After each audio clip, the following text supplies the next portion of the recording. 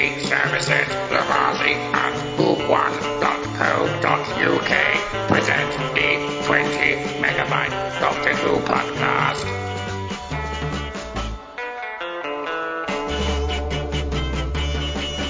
Hello and welcome to the 20 Megabyte Doctor Who podcast, episode 550. Me. Went back in time a bit there, didn't I? It's quite appropriate for a time-travelling podcast. I'm Adam, and boink, that's the sound of a splatting noise. Boink. And here's Debbie Melrose. Fresh acid, you wouldn't have a finger. Mary Lang. Behold a cockerel. I love a cockerel. Kirby Bartlett Sloan. They've reversed the jelly baby of the neutron flow. Ah, that's a good one. I should have picked up that one. Boy. Oh, Or that, Daddy, is Daddy there? That one, because he wasn't very good, was he? Anyway, we'll talk about him later.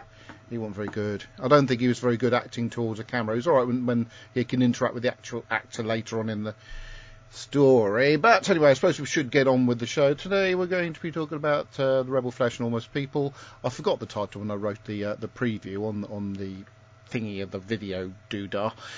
So it just says the Gangers episodes. But yes, it is Rebel Flesh and Almost People, Almost Doctors. There is a database that you could have looked up what the names were. I could have, but I was rushing around trying to get the. You're just politely saying do your research. And I've got to do my. I've got to get me that's the thing I haven't done, the priority jingles folder, which is here somewhere. Just talk amongst yourselves from. Oh, shall I play some incidental music? Oh, I can't because they're in my priority jingles folder, which is where I'm going now. Where did you put it this time? Where is it? It's where it always is, in the 20 Megabyte Doctor Who podcast folder, the official folder, which lives But on it my always iCloud. seems to move. It never moves. Yes, it's always it does. it's always in the iCloud because it's the safest place for all the podcast stuff. It's where every single file from day one. This is where it gets fun, doesn't it? You've managed to sort of get me not sidetracked. Give me a number between 1 and 550, Kirby. 550. All right, I should have asked Debbie. Debbie, give me a number between 1 and 550. 72. That's a good number. 550 is between 1 and 550. It would have been a bit tricky as we haven't actually recorded that episode Oh. yet, Kirby. Well, why offer it? Yeah. Well, I thought he might use a bit of common sense, but never mind. I didn't know what you needed it for. To have a bit of fun. All right, it's always got a little. 40. Oh, here we go. It says Ian August 22 MP3. Oh, it's episode. The Clouds episode. Hang on, I'm just going to click on this. We will start the show in a minute, but I've just got off on a little bit of a tangent. Anyway, I'm just curious as to what comes up when I press the play button. Wednesday, I think, and then Thursday and Friday off. I've actually got a printout of what you wrote, typed in, Kirby. Okay. I didn't take any notes, so I took that as my notes for the episode. Oh, that's nice. That was Robert, sounding quite different, actually. He's obviously wide awake during that particular recording. Anyway, I was trying to find my priority jingles folder, but yeah, I got distracted. Oh, here it is. That's the jingles and effects. And inside the jingles and effects folder, oh, for God's sake, at some point today, is priority jingles. There's all sorts of stuff here. I'll click on something random and see what happens. It's a great one. Right, priority. PP. Oh, here it is, priority jingles. That's hilarious. One of my favorite. Right, so I forgot what I was going to do. Oh, here we are. I'm undistracted now. I'm back to where I should have been. If it weren't for Lillian, I would have started doing this about 7:15 to get myself sorted out. But again, I didn't want to You've managed incur. to make her wait about. I didn't want to incur the wrath of Lillian. And we can now, before we start the episode, go through the stuff coming through on the live feed, which you can watch on Sundays when we're recording on the 20 megabyte Doctor Who podcast Facebook group, which you can join. People may have noticed that last week's episode went out an hour ago because I forgot to publish yeah, we it. saw that. Deb said, "You published the episode yet?" that Oh yeah. I updated the database. Right, so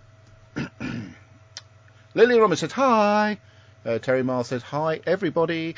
Tim Drury said hi, everyone. Just got back from visiting my brother in hospital. He had a heart attack last weekend. Sorry to hear that, Tim, but we will have to play this because it's obligatory. And of course we hope your brother feels well soon. Lily Robin says, sorry to hear about that, Tim. And then, is he getting better? And then a question mark. And then, you need to play... oh, for God's sake, Lillian. Lillian's a female version of you, isn't she, Kirby?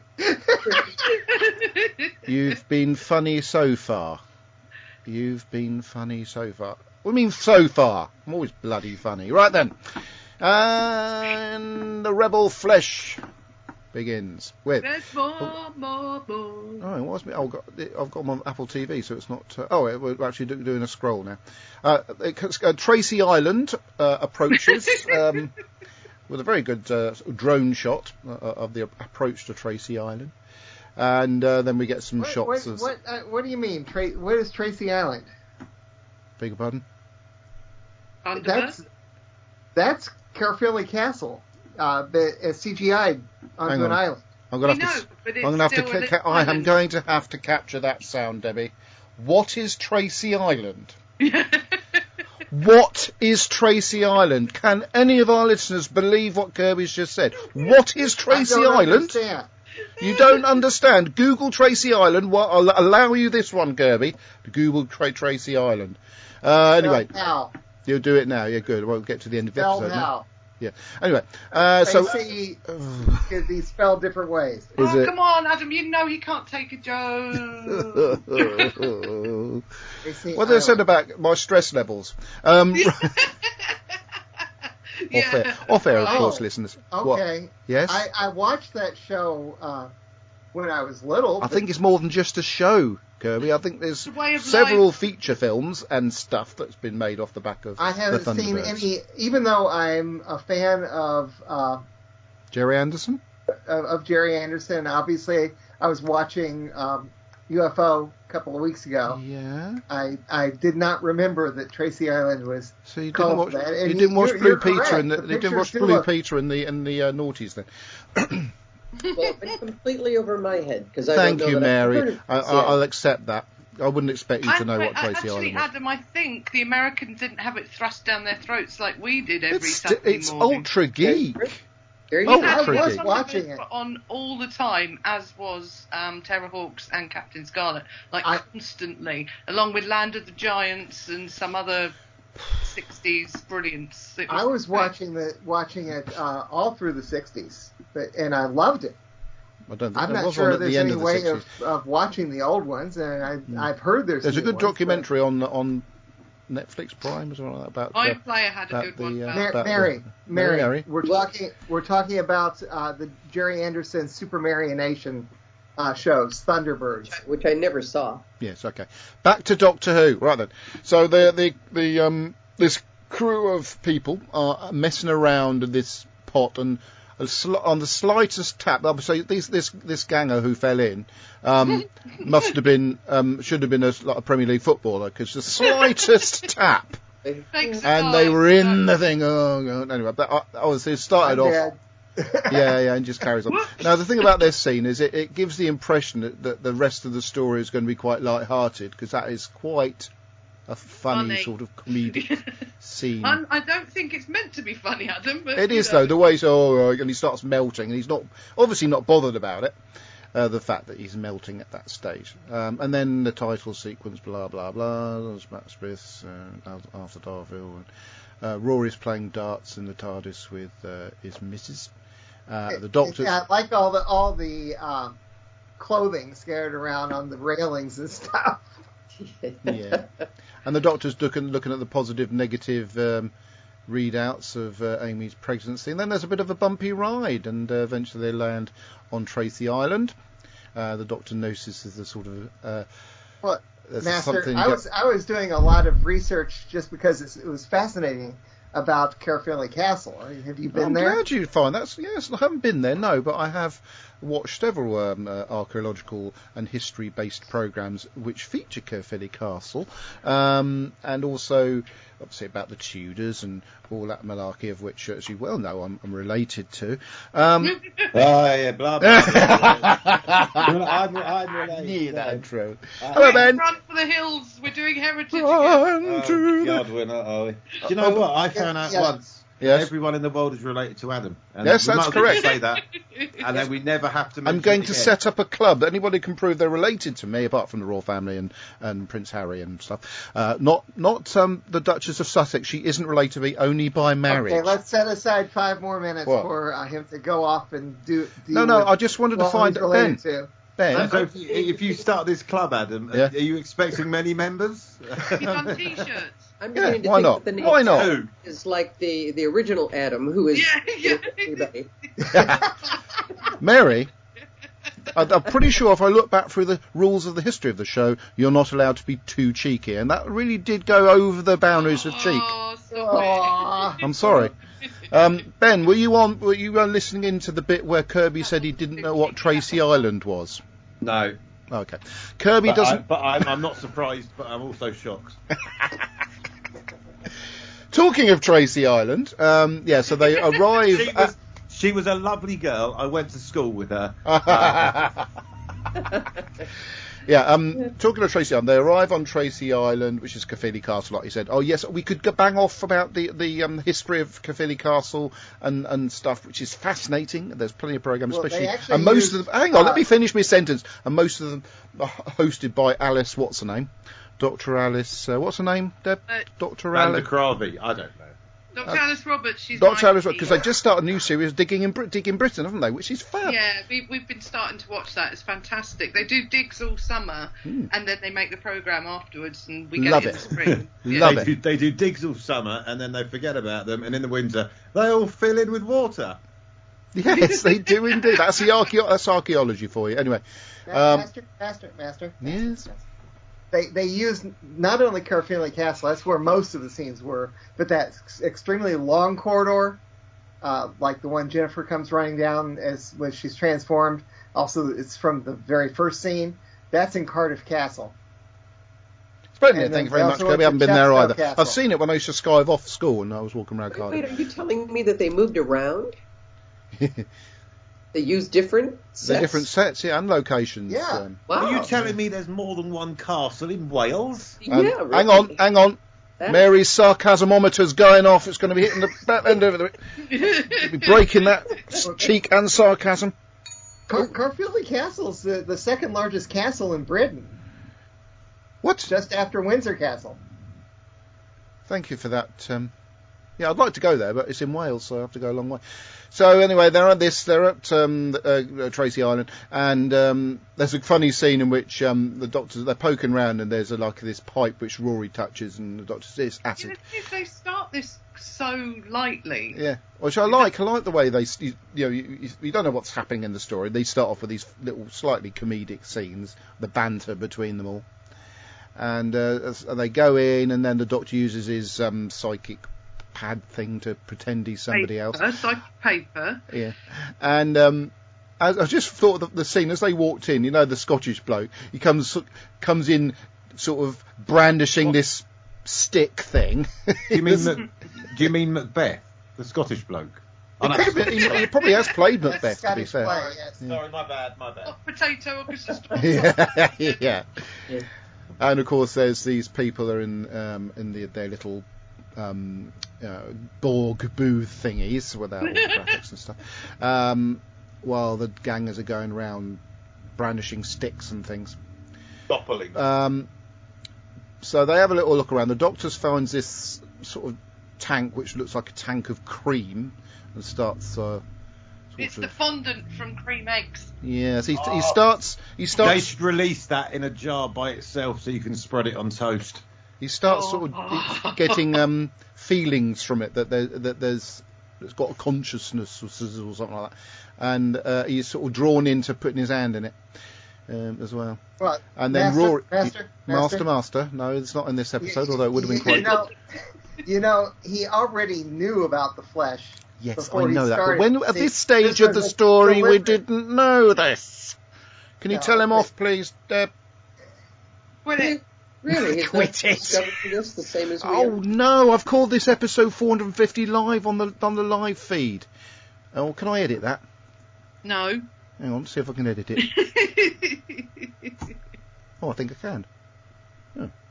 I have edited it. That's right then. Sorry, Mary. I do apologise. I got distracted then. Where do we get up to? Oh yeah.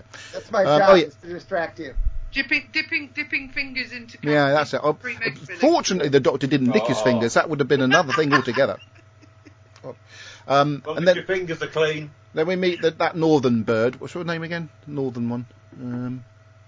I can't remember her name now. The one that Rory almost goes off with. Gets slightly... Probably something like Brenda. Should we call her Brenda? Jennifer. Yeah. Rory gets a little bit too into her, to be fair. I'm surprised that Amy didn't go up. Obviously, we knew it wasn't the real Amy at the end, but that Amy didn't go up the wall. Yeah, that surprised me because he was so obviously flirting with Jennifer. Yeah, he was going a little bit too. I was really cross for Amy actually. Yeah, until you knew the aftermath. She was too busy having contractions. Well, it's the only way they could stretch the story out is to have these two running around together. So anyway, they're shown what happens when one of these people gets into the Borg arch thingies that creates a doppelganger of whoever's in it, and the doppelganger, it's like an avatar, isn't it, really? So they're quite safe. They use the doppelgangers to do their dirty work and the dangerous stuff, and but what was that funny noise?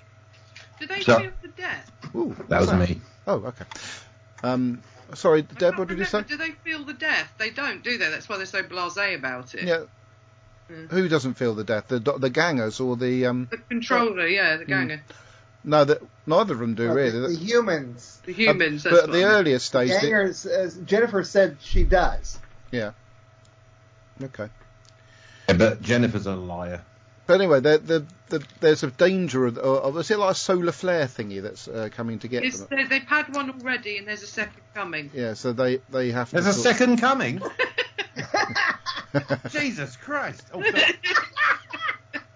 So the Doctor is trying to set up a protection against this this solar flare. But anyway, what actually happens? The solar flare thing strikes, and it does something to the bath of cream, and life. Yeah. Yes, it makes them gives them a bit of an attitude, shall we say, and also a bit of that separates them into a new species, if you like, and they like always happens in these sort of things. They want to be a new species, a bit like Data from Star Trek: The Next Generation wanted to be obviously like a Pinocchio thing, is it wanted to be a real boy. And he wanted his nose to grow when he lied. That would have been, yeah. No, I'd like to wish that on people. Yeah. Then everybody would have a big nose, wouldn't they, at some point? And then there was a bit of padding. Bit of padding where they started getting a bit aggressive. The ganger. There's more than a bit of padding. Why does it sound like someone's grating pepper? Because I'm grating pepper. Oh yeah. So anyway, so from this point on, there's a bit of an issue. The gangers want to have a life, and I've got some oregano if you want that, Graham, as well. No, thank you. And sorry, I'm working my second job. We start getting confused as to who's real and who's gangers and stuff like that. And Rory just flirts big time with Jennifer. There's a real funny scene. I don't get why he's doing that. I really don't. When he's in the toilet with her, and she sort of feels a bit yucky, goes into the toilet, and her head comes out of the hole of the toilet door. Why the toilet door's got a hole in it, because that's a bit creepy in itself. And then snakes around the corner. The graphic, actually looking at it, was a bit ropey, but I'm not really bothered about that now, because it is back in the day, you know. The TARDIS starts sinking into the acid, which is probably a good idea, because if it hadn't done, they could have just jumped in it and gone, and that would have been. And some people might say that would have been better if they could have gone and just left the episode here, so as we didn't have to have a second episode. Everything's sinking into it. Well, the Doctor was trying to get them to the TARDIS, and it sunk. Unfortunately, it went underneath.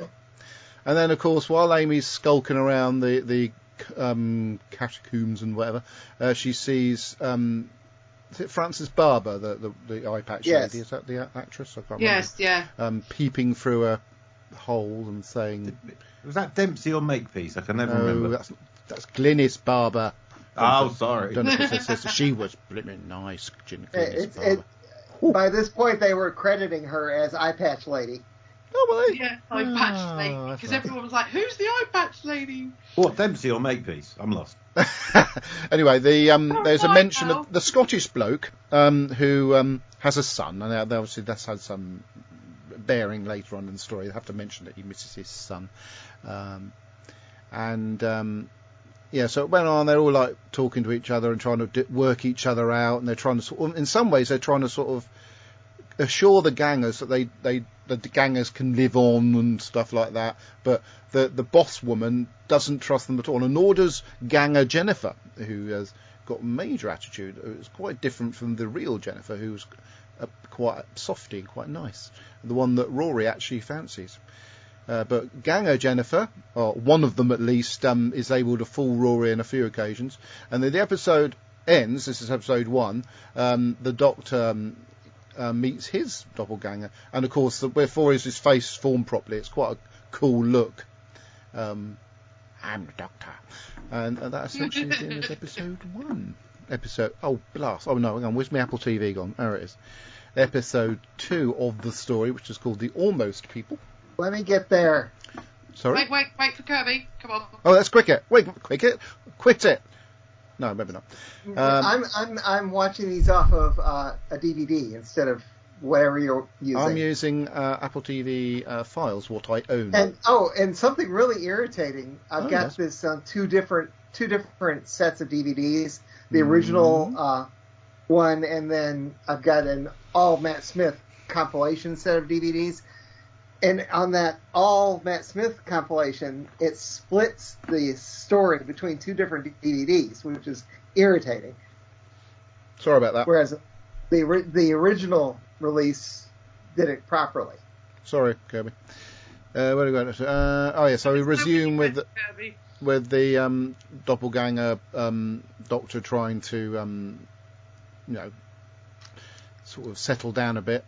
And that's where we get all the little references from the previous Doctors. I can actually sample some here because the scene is actually on the screen now. And bear in mind, I have an audio copyright on this, so if anybody moans about it, I do have a license. Here we go. Reverse the polarity of the neutron flow. The flesh is struggling to cope with our past regenerations. Hold on. Like a jelly baby. Which is really cool. And Kirby almost fainted when that little soundbite was inserted to. But yes, Master. Yes. There were rumors at the time that they had gotten Tom to record that specifically because he was just starting to record Big Finish when this was done. Mm-hmm. But that actually was taken directly from Robots of Death. Thank you, Kirby. So the title sequence, and it's me. I can hear myself coming back. That's really weird. Yeah. And of course, then we have once he's settled down, we have the two Doctors talking to each other. It's quite nice and endearing and charming. And of course, one of the Doctors after this little visit outside has to take his shoes off. So the difference between the two was the shoes, basically. And then of course, Amy was being a bit. What's the word for it? Flippant and horrible to fake Doctor, and not treating him very nice. And the Doctor noticed this, and so did fake Doctor. Of course, we didn't really know which one's which, to be fair, at this stage. But Master, yes, my one really irritating thing about this story is it has been established that the gangers are created with clothes on. So how could the gangers switch shoes which are part of his Kirby self? Yeah, the clothes are created, but doesn't mean you say you can't take them off, does it?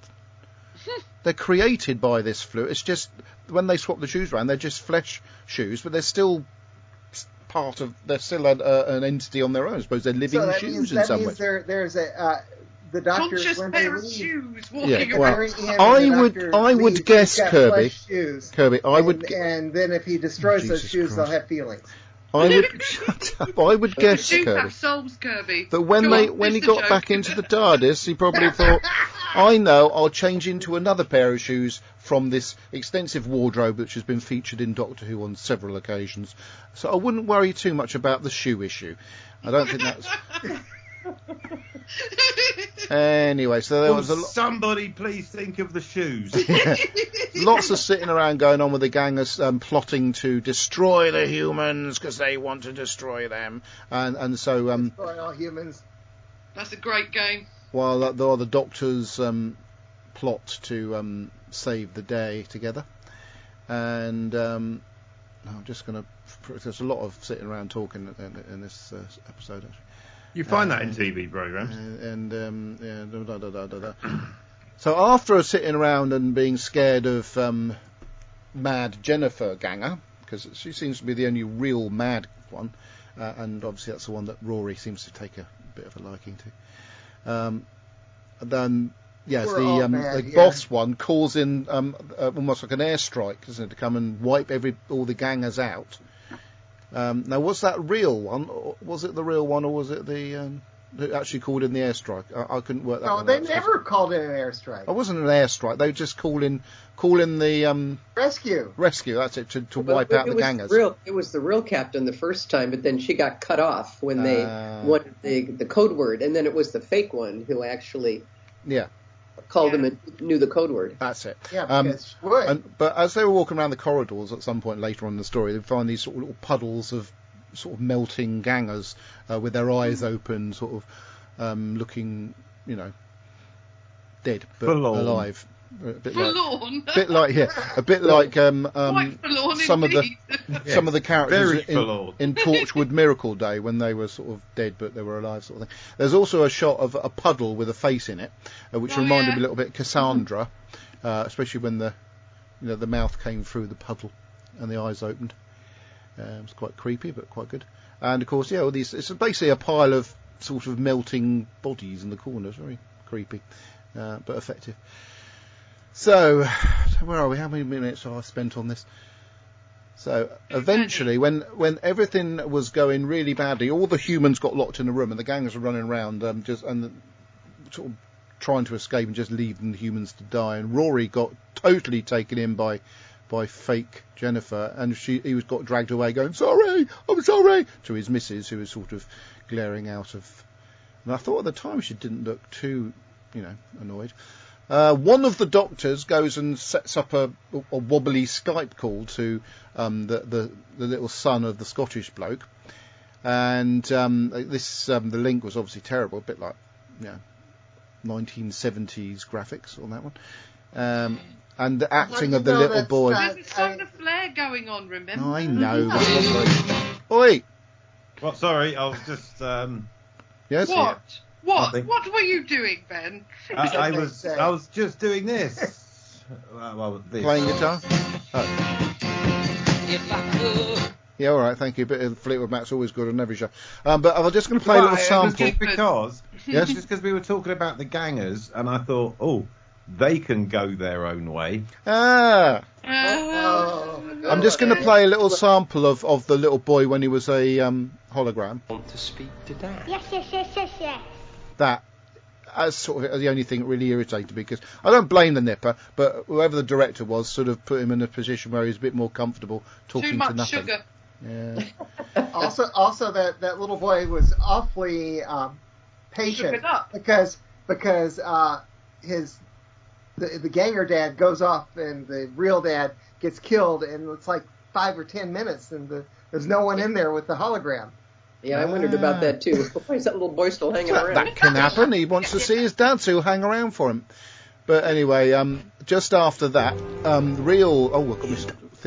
volume was still up. Real Scottish bloke gets shot by a load of acid and dies, and the ganger Scottish bloke has to be the little boy's dad, which sort of set us a little sort of heart-rending, excuse me, thing. Meanwhile, one of the mad gang of Jennifers, because there's two mad gang of Jennifers, sort of looks a bit like there's a monster we had earlier in Doctor Who that.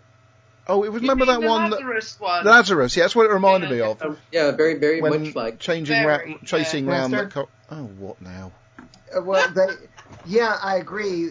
The Mill did not do that great a job on that, but the idea was they were working off of an illustration from Alice in Wonderland where Alice has her neck extended. Yeah, that's what, I haven't got a problem with the graphics on it. I'm just saying that it reminded me like of the Lazarus thingy as it was chasing through the corridors. Anyway, so one of the humans decides that it's conveniently for the script, the inside door doesn't lock but the outside one does, and goes off and gets killed while locking the outside door. And then the TARDIS drops through the ceiling at the right time, and this is the point when Amy is shown that the Doctor she thought was the Doctor was not the Doctor because he was wearing the shoes, etc., etc. And then she realises she was, a bit horrible. And a few of them pile into the TARDIS, and a few stay back to die and whatnot. And die and whatnot. Ultimate sacrifice, whatnot. Yeah. Die and what? Have cheese on toast? I don't know. Anyway, Scottish ganger bloke. I'll have the cheese, please. Thank you. A Scottish ganger bloke is taken to Broadchurch to see his son. And then they park the TARDIS at this place where he advises the remaining gangers to sort of fight the side of the gangers. More Perth Jetson. It's like, here you go, bye. Master, good luck. Yes. Good luck going there. You won't get arrested, honest. There's another connection with the Lazarus experiment there. That's the same office building is the Synod building. Which was Lazarus's headquarters. I'll give you that one. That was fairly topical. Well done. Anyway, so off they go, and then as soon as they get back into the TARDIS, Amy starts getting belly pains. Because why is she getting belly pains? Because she's pregnant. And of course, not just is she pregnant, she's not the real Amy. She's been a ganger for a while at least. Because once real Amy got pregnant, she got kidnapped by Eye Patch Lady, and that was a bit of a twist, wasn't it? So that was the end of the Gangers episode.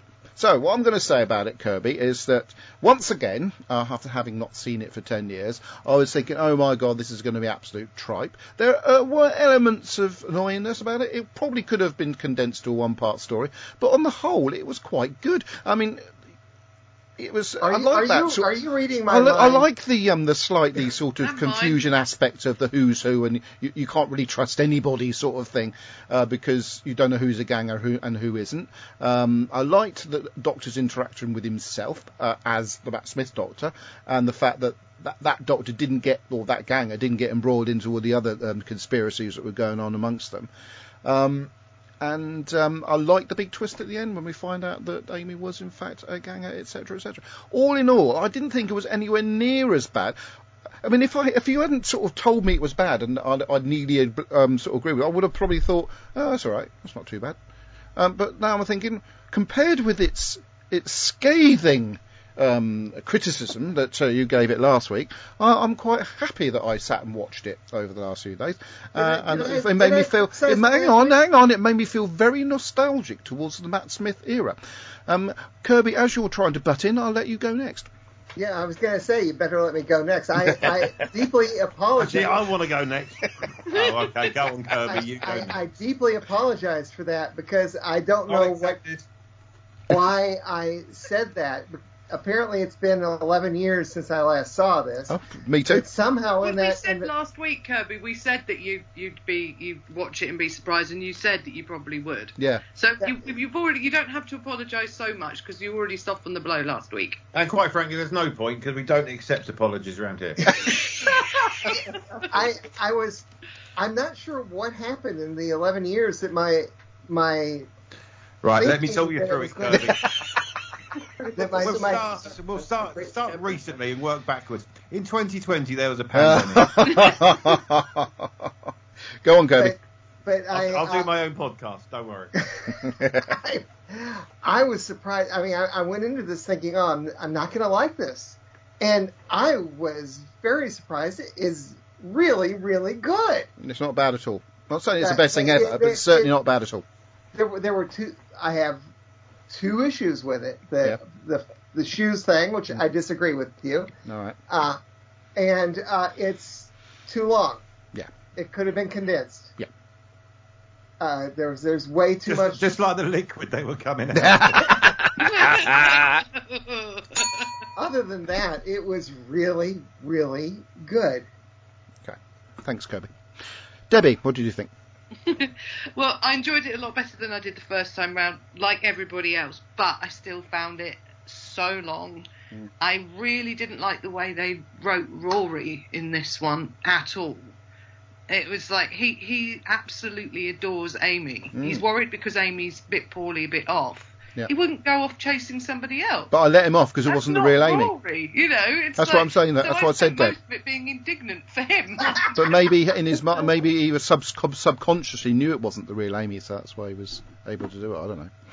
No, I don't know. No. That was a bit. No. They were trying to get us to think that certainly wasn't it. We were being indignant. We were. I was certainly upping the indignancy as I was watching it. You didn't watch it, did you? What? What am I doing 11 years ago, I believe. I may have watched it 11 years ago. It counts if it's 11 years ago.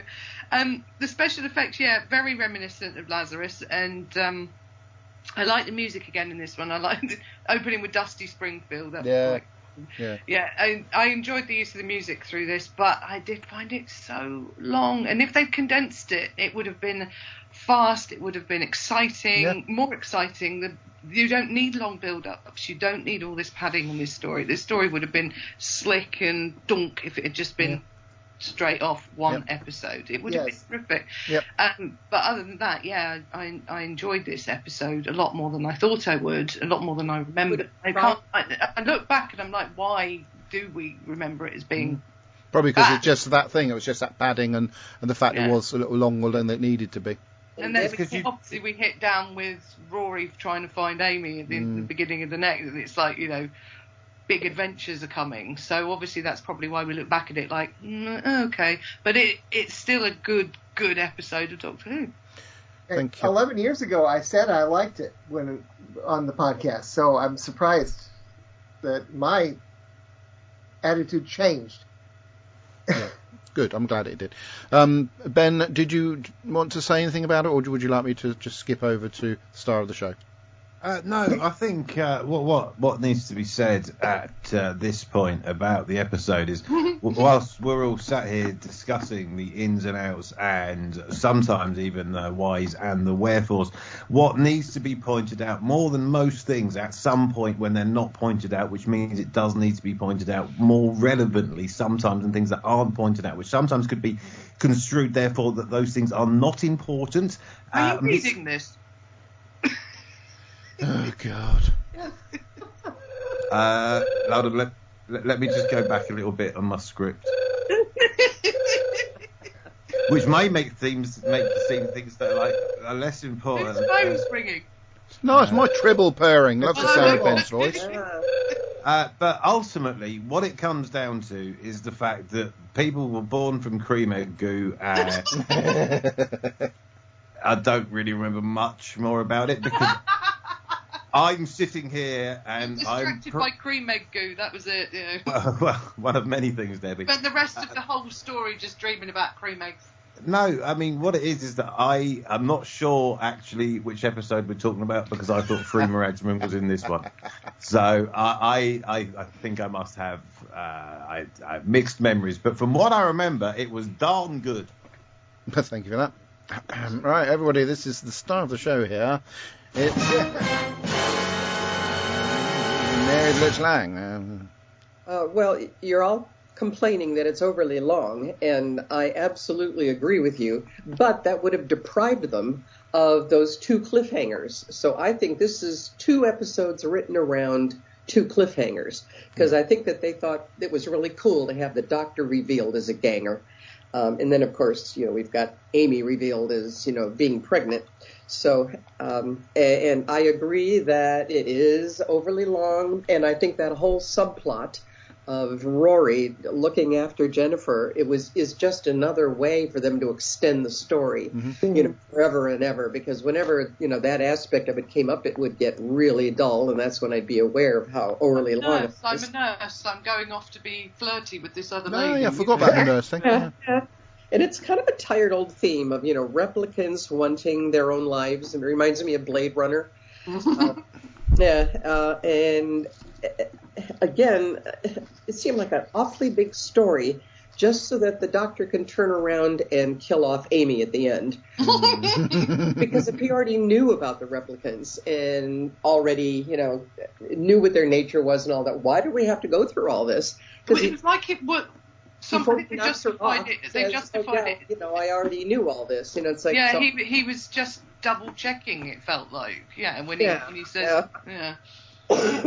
And I think that they're altogether. I think there's too much story for one episode, but not nearly enough for 2 episodes. So that's why I thought, well, what they wanted to do was pull off these 2 cool cliffhangers. And a question I have is, why are they mining acid? I mean, are there no laboratories that can make acid that we have to mine it from somewhere? And in fact, it reminded me a little bit of the Second Doctor's story where they land on that island and all the piping and the Doctor's trying to figure out what's going on in the piping. It just kind of threw me back to thinking about that. And one thing I do want to bring up is, overall, I kind of liked the story, but it's very Moffat, very convoluted, very bringing in, some of the overarching arc story that he's trying to tell. Actually, 2 things struck me. One is, one thing that really separates Russell T. Davies from Moffat is that Davies' companions all had families, and their families were always intricately involved in the stories, whereas Moffat's people have no families. We have no background on any of these people other than maybe what they say about themselves, which maybe is a throwback to the original Doctor, the classic Doctors, because I don't remember those companions really having families either. And the other thing is the Scottish bloke, as you keep referring to him, is Peter Capaldi's his name. And Sylvester McCoy. Mark Bonner David Tennant is like a super favorite of mine because he does an amazing character in the Big Finish audios called The 11, where he plays 11 distinct personalities in one Time Lord. And every one of them is unique, and he does them so well and with such energy and such separation that he's become a real favorite of the audio fans. So now he's got a whole story all of his own just called The 11. So Mark Bonner is a star in my universe. So other than that, the episode, okay, it moves the arc along, but it was way too long. Thank you, Mary. So essentially, I was right. I do like being right. I do like to be proven to be right. So, yes, Adam, you were right. Now it's time for Kirby's special section of the show in which where he's never prepared. It's almost like burying some message and hoping. It's like throwing a message in the bottle out and hoping that somebody finds it and sends some I'm feedback prepared as back. long as someone hasn't put another comment in, and since I opened up Facebook. Kirby's bit, ladies and gentlemen. Kirby's bit. Well, Robert isn't here, so you're safe from him. I'm surprised you weren't ready, though, Kirby. I mean, it was building up to this section. Okay. Andy Nunny says, I was about to ask, and they says, irony is all done. Neil James. Oh, hold on. What? I've just found something that I completely forgot I had on this computer. One sec. Oh, he's got the jingle. Hold on, there we go. Hey. Oh, it's like the good old days. See, this is when contracts get renewed, ladies and gentlemen. This is what happens. You think, and it normally goes well, but as he's an American, he'd say, Wow. so here's what you think. In content, it doesn't lack. It's Kirby, Bartlett, Sloan and his pedantic feedback. I tell you what, I remember that as listening to ridiculous Don't Look Back feedback. in Anger or Bohemian Rhapsody for the first time in 5 years, isn't it? It just brings back all of those memories. Yeah. Sorry, Kirby, I was interrupting you. That's probably giving an Well, excuse you as to should- why you Dink wasn't typically do. prepared. Yeah, go on. Neil James says, The Rebel Flesh, The Almost People. This is a decent two-parter. The guest cast is strong, particularly Raquel Cassidy and the gorgeous Sarah Smart. I enjoyed the monastery setting, plus a bit of Dusty Springfield. Although the CGI does get too ambitious at times, the neck, there are some solid aspects of horror alongside good moments of humor. The two doctors together are fun, and that final reveal of Amy being a ganger still shocks. Not bad at all. 3 stars out of 5. I just want to say, you said about the two doctors together being, that's. I felt that, when you've had those scenes where it's two actual doctors, whether it be Tennant and Smith in the Day of the Doctor, or whatever. That's the first time I remember there being two of the same Doctor, of the same incarnation, talking to each other, which is essentially what it was, and that worked. It was like, having a Tennant talking to Smith. Do that? I'm not sure. I can't remember, but He might have done it in the one where he was a cactus.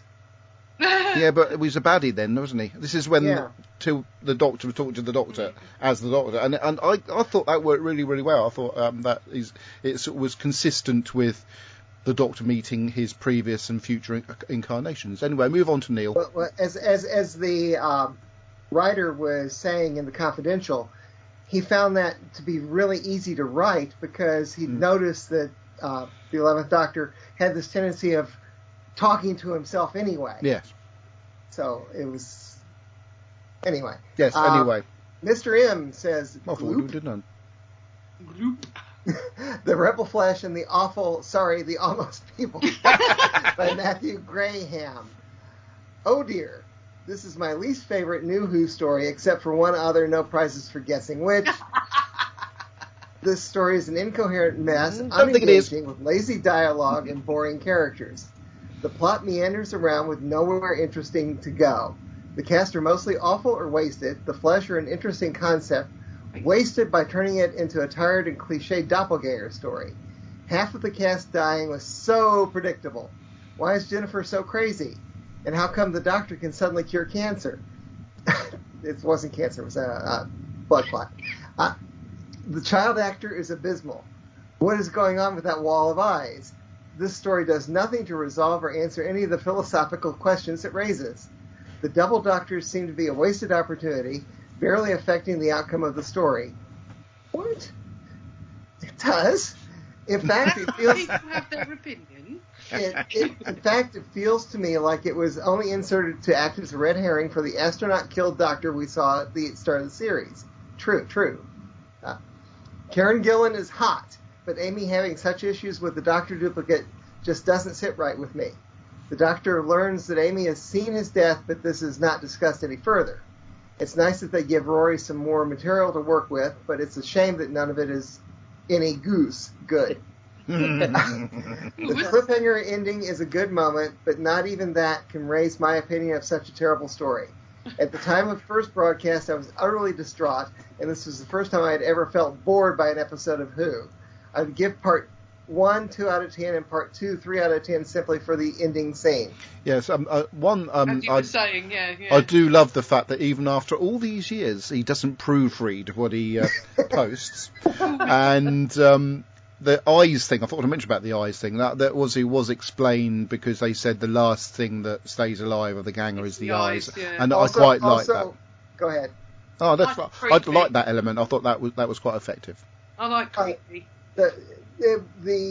Apparently the writer had included dialogue that Jennifer had a eidetic memory. Yeah. So she remembered more than the others, and that is part of why she was becoming crazy. Yeah, that's right. We're all mad here. Are we? Must be, because we'll be doing this blooming show.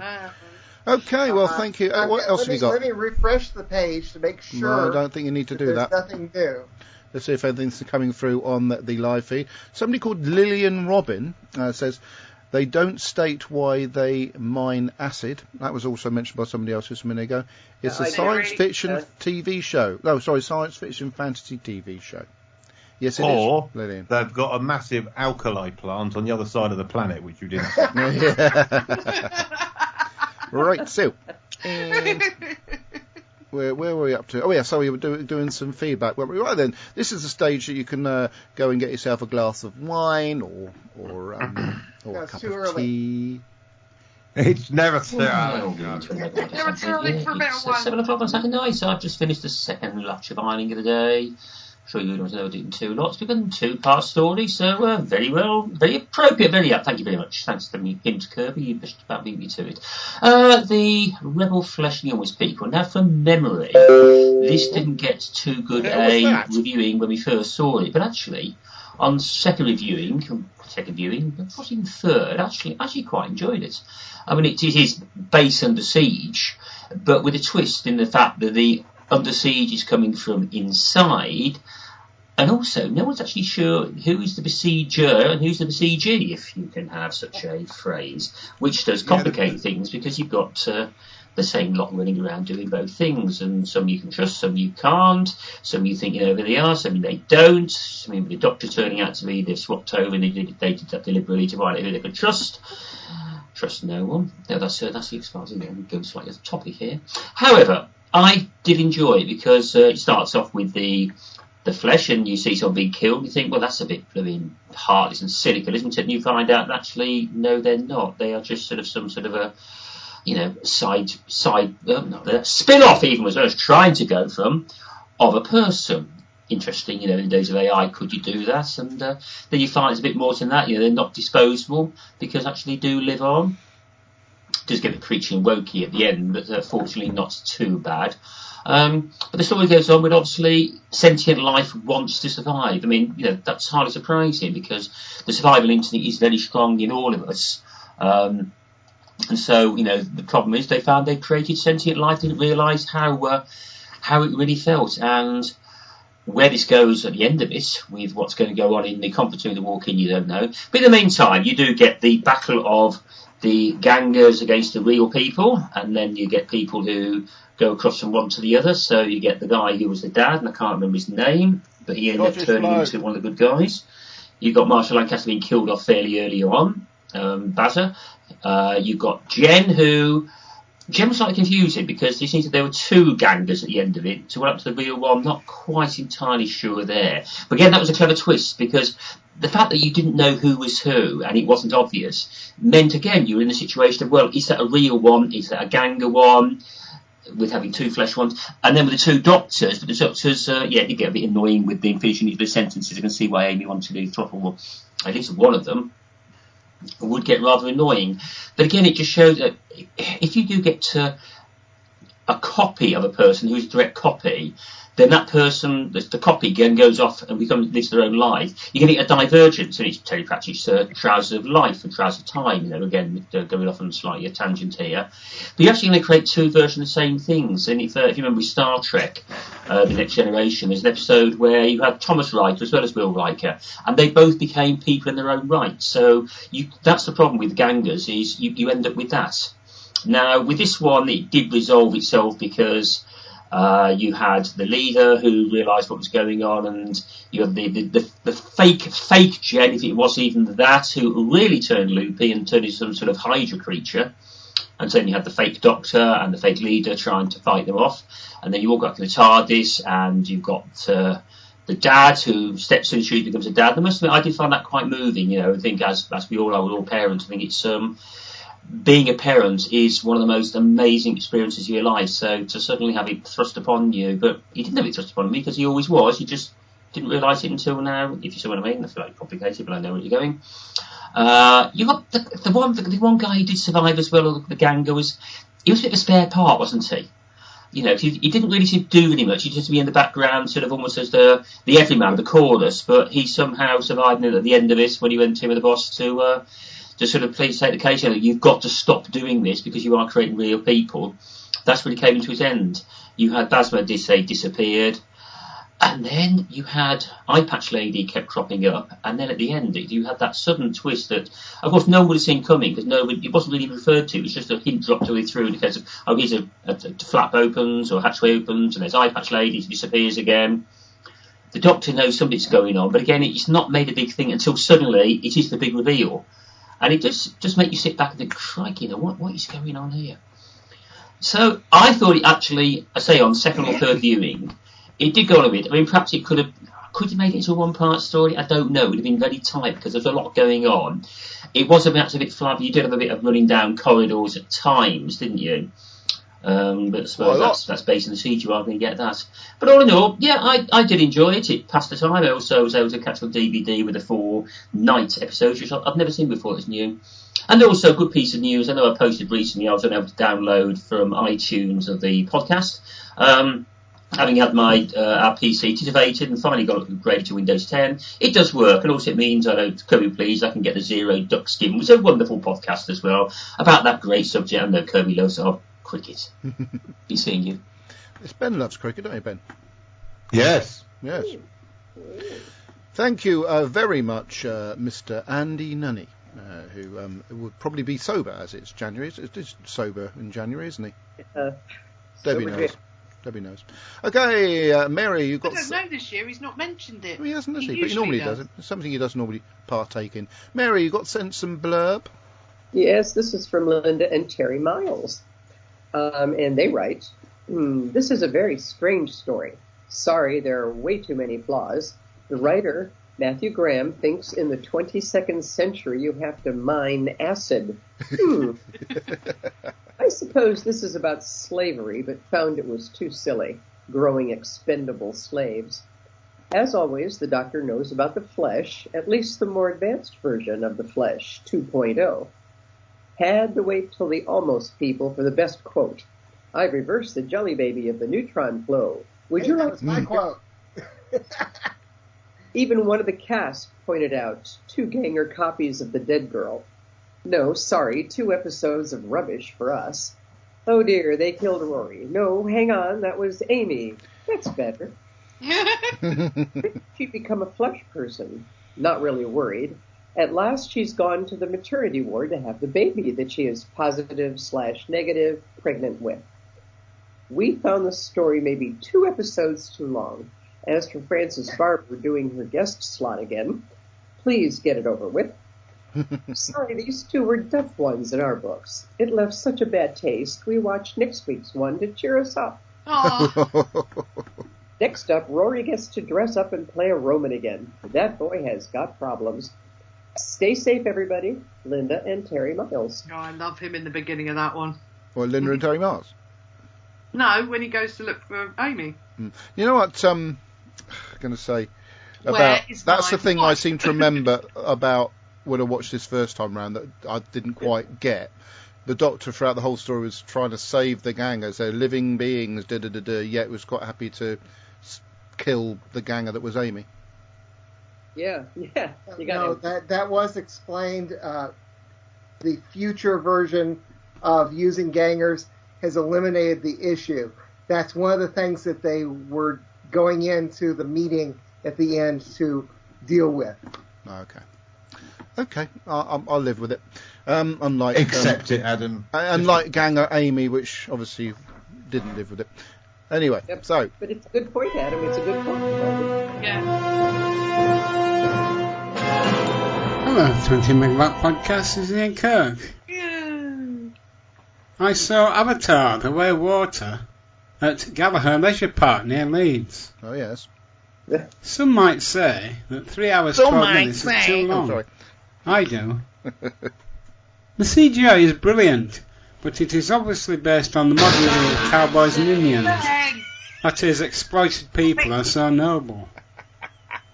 Sigourney Weaver plays a teenager through motion capture. That is the most extreme de-aging.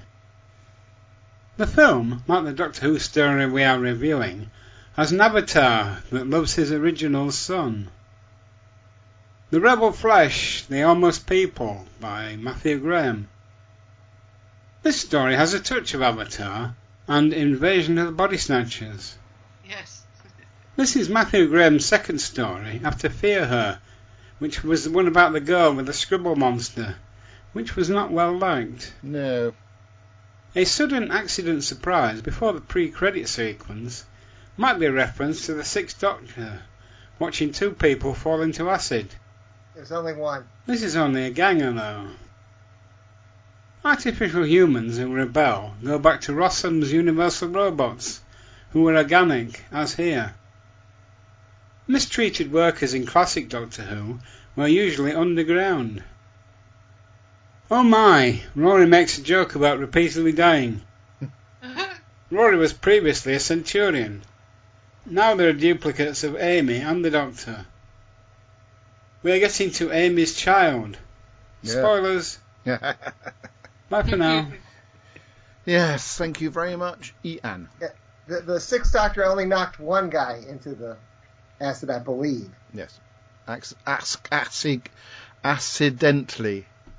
Acid. Adam. Oh. Now, George is thinking Give yourself a ding. well, Ben obviously come in with that little musical rendition of some might say in the middle of that bit of feedback.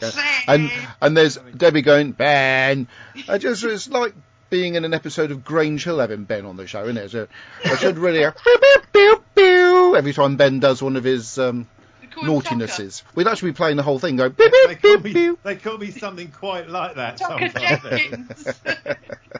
Now, you're going to have to, I guess, go back and replay that little segment that was drowned out by Ben. No, there wasn't. I heard it quite clearly. Stop being awkward. Actually, I was standing around trying to find somewhere to sit. Then I realised it was time for Ben's bit. Which is, of course, Ben reading the feedback from a certain counsellor. A certain counsellor. Yay! Gangers from the flesh pots on acid, or who did. You set me tribble off. Most people, the rebel flesh is, of course, a closely studied ethical tree. Yes, on the moral implications of the capitalist exploitation of intelligence, artificial intelligence, president from. Ben, I prefer the original version. It's not working, is it? No. that wasn't too bad. Yeah, it was not as good as the original theme tune. That is the original theme tune. No, it's not. It was the original Yeah, theme yeah, for Grange Hill, not for the the Alan T. Butcher Alan feedback T. section. Butcher's perfect works need to be enunciated properly. Okay, let's do it properly then, shall we? From the top. Gangers from the flesh pots and acid, or who did 20 megabytes the almost people. The rebel flesh is, of course, a closely studied ethical tree. Yes, on the moral implications of the capitalistic exploitation of artificial intelligence. I can't remember where we got up to. Presented in a form one step closer to organic, the more usual robotic or computer organization. He didn't put any punctuation in.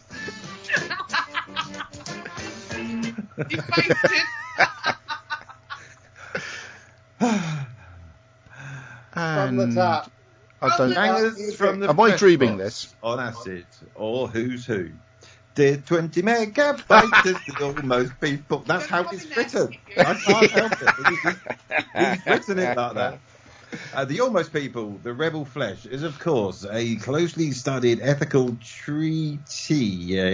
A treatise. On the moral implications of capital exploitation. I'm going to do everything to that now. Seriously, that's going to be in my life forever. Of artificial intelligence presented in a form one step closer to organic than the more usual robotic or computational mechanisms. It further warns of the deeply antagonistic and unreasonable response that oppression may provoke in such exploitation, a point which may be seen to apply more widely. So, whilst the story does not try to excuse such a response, it does make it clear that the responsibility for the resulting violence does not stop with the oppressed, but chiefly, in fact, with the oppressor. Thank you, Winston. I'm just reading it how it's written. Oh, that's pretty good. Or at least how I imagine Alan saying it. Anyway. Definitely not like that. That's when Alan is in campaign mode. Yes. Yeah, yes, I was campaigning for me to be the 16th Doctor. It should be noted that whilst... Make sure the fade is up. And you hit play. Took long enough, didn't it? The technological basis for the Kirby standby basis for the creation of the gangers is inadequately explained. In fact, Doctor Who is a science fiction fantasy TV program. And wasting time justifying the operation of a neat idea is the quick way to bog down the plot. So all we need to know is... Morning glory, yeah. I need a little time to wake up. We also learn that the Big Finish Time Lord, the 11 previously mentioned, there it is. Mary Blitzlang. It's like she knew what was coming. Of course she didn't. We also learned that the Big Finish Time Lord, the 11, was apparently used to model the ganger Jimmy. This may account for the introduction of capricious rebels into the flesh system. All in all, the Almost People, the Rebel Flesh, is a very traditional type of narrative for the show. But with good use made of what can now be delivered technically. A high-quality supporting cast credibly deliver a complex moral scenario with plenty of angst and misdirection. Like that Arknell, Stratton... Sounds like bloody Jamie Redknapp. He's gone through from Michael Caine right down to Doctor. Jamie Redknapp, yeah. No, yeah, it's kind of like more... Sandra! No, that's Harry Redknapp. Like Hardnall, Troughton and Tom Baker before him, Matt Smith takes full advantage of playing two parts without needing to get dressed up, speaking with a Mexican accent. Oh, getting all spiky. The now substantive season's story arc is also gaining pace here. For the mid-season cliffhanger to come as soon as the TARDIS crew and audience are shaken. And Rory is left with egg or something other goopy on his face as the Doctor realises and reveals Amy is not Amy at all. This story is perhaps an episode too short, as who would not want to see twice the number of 11 Doctors for a lot longer? Yes. Actually, the number of 11th Doctors a lot longer. I just correcting that bit. Carry on. That's what I said. The number of 11th Doctors for a lot longer. Yes. Next up, Doctor Who and the Liquefied Baby, or Our Father, which are in Demon's Run. Hey. Now listen up, right? Those are my thoughts. Jamie Redknapp. Sorry. Now you better listen. You're supposed to blow the bloody doors off. Because I'm only going to say this bloody once. No swearing. I'm only going to say this bloody. God's sake. Sorry, I got rid of the wrong word. It's the best script writers. Those are my thoughts. Oh dear. You better listen and remember this. I am Chancellor Alan T. Tricky! Talking about padding things out. Butcher. Yeah, I know. My God. Jeez. Right, I'm off there. Thanks very much. What? Dramatic reading like none other. Yes. Thank you very much. I hope you noticed all the different characters in there. I tell you actually. Audition for something. Yes, actually, it's quite funny because I was going for a part I read about in a Big Finish production where one fellow plays multiple characters. And I thought to myself, I'll tell you what, I'll have a bit of that. I will. I'll have a bit of it. I didn't get it. I don't know why. I don't understand. That's Zippy. I don't understand either. Oh, God. Oh, well, that was good old Roy Skelton that did the Zippy and Bungle voice. Just got to point out. Bungle and George and Zippy. Well, you know, I think Adam did tell us a little while ago to go and get a glass of wine, so I got 4. A bit quiffy now. A bit squiffy? No, a bit quiffy. I've done my hair in like an Elvis quiff. Sorry, just dabbling in a bit of music. No, what's this one here? Oh. Sorry, I just got distracted there. You did get distracted, didn't you? I think that's about it for feedback, to be fair. I'll just... Has anybody said anything on the live feed? Oh, maybe. Oh, that was me. Hello. Oh, I'm talking to myself. That's fine. It's like having a doppelganger. Right then. There's some funny stuff coming through. They wouldn't have had enough goo to make you, mate. Okay. Going back. Right, what I was looking for was the Hovis music, because of one of the people that actually has... Shut up! I meant the proper, not you blooming warbling it. Good grief. Right. Because it's... here we are. I meant shut up in a nice way, by the way, Deb. I wasn't meaning to be rude. Even though it did sound rude. Oh, what is it playing? Oh, we are. Right. We're going up this hill to get a loaf of bread for nigh on 50. Right, shush! Right, Billy Kirkbright says, good morning from Wah.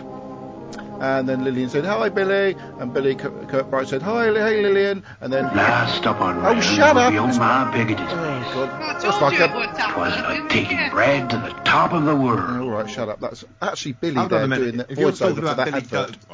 Yeah. No, that's not very Billy.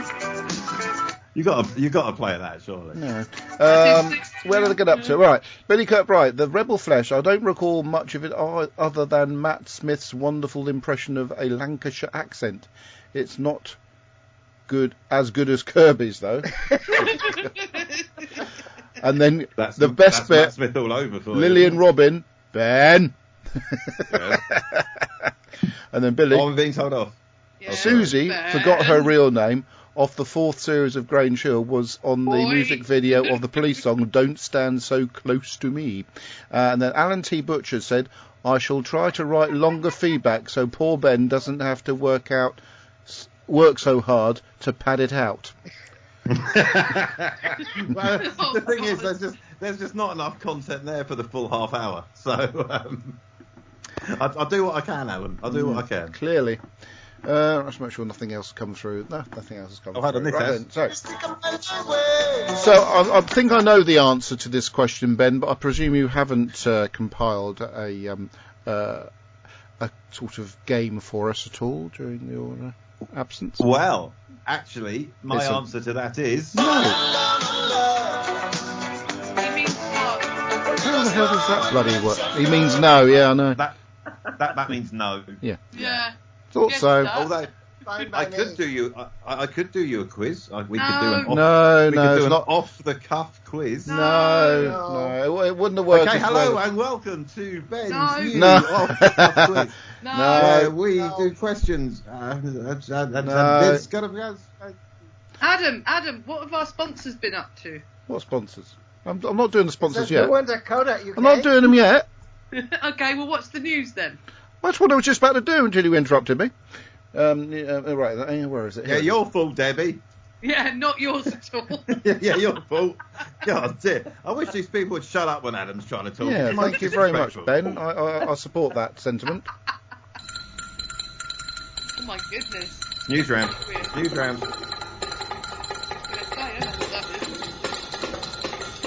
John Craven's news round. All right, then, yeah. So Doctor Who news. 2 lost Fourth Doctor stories from Big Finish. I didn't even know they were lost. That's interesting to note that they actually had lost stories from the Fourth Doctor. The stories are the Doctor Who and the Ark and Genesis of Terror. Daleks Genesis of Terror. Apparently they're going to be Big Finish productions. Genesis in the featuring the Fourth Doctor as played by Mr. Thomas Baker. This news round's still going on, Adam, don't worry. I know. Series 14 update. Sadie Miller doing Stop Sharon interrupting my news feature. Feature. Oh yeah, Series 14 update. The BBC has revealed that Gemma Redgrave will be. I've had my picture taken with her, by the way. Will be returning. Are you to related the cast. to her? I don't know yet. But I'm going to look into the Redgraves. There's a lot of them. A couple of good actors have been announced that are joining. Yeah, well, if you let me finish what I'm saying, might be able to get to that. But anyway, Gemma Redgrave will be returning. Adam, I believe there's some new actors who are going to be in Series 14. Returning to the cast of Doctor Who as Kate Lethbridge-Stewart. No, it's not Kate Lethbridge-Stewart. It's Kate Stewart. And the next series currently being filmed in Wales. Redgrave has played the character, the daughter of Doctor Who legend Brigadier Alistair Gordon Lethbridge-Stewart, I should say, but it doesn't. In 9 previous episodes of Doctor Who, playing opposite the last 3 Doctors. And now adding a 4th to that little run. She is the daughter of actor Corinne Redgrave and has a long career in film and as if they're talking about no one's ever heard of her. Anyway, yes. So the thing is, what you do, Adam, in a situation like that is you don't read that bit out. Anyway, yeah. So it could be that she'll play with 2 more Doctors because there's 14 and 15. Well, essentially, and then I'm going to be 16. So essentially, she's played with also the 5th and 7th Doctors. Moving on. Also joining the series is the actor Unwerin Bernard, or Bernard if you're American. Bernard is a Welsh actor best known for playing Davy in the film Hunky Dory and Claude in the American thriller drama Truth About Emmanuel. He played the husband of Cilla Black. Oh yes, of course he did. Now I recognise him. Bobby Willis in the biopic about he was in that 1899 that I liked, that I was waxing lyrical about the other week. Oh yeah, he was also the murderous King Richard III in The White Queen, and he'll be playing a character. Yeah. In fact, you'll like this bit. In Doctor Who, we'll be playing the character of Roger Ap Gwilliam. Guess who is one of my ancestors? So you're moving on. Roger Ap Gwilliam. And he's Welsh. Anybody in Britain's who's got a long descendancy from British whatever DNA and that will be related to the Welsh royal family somewhere along that. And of course the Doctor Who magazine 586 featuring the Doctor and the new companion on the front cover.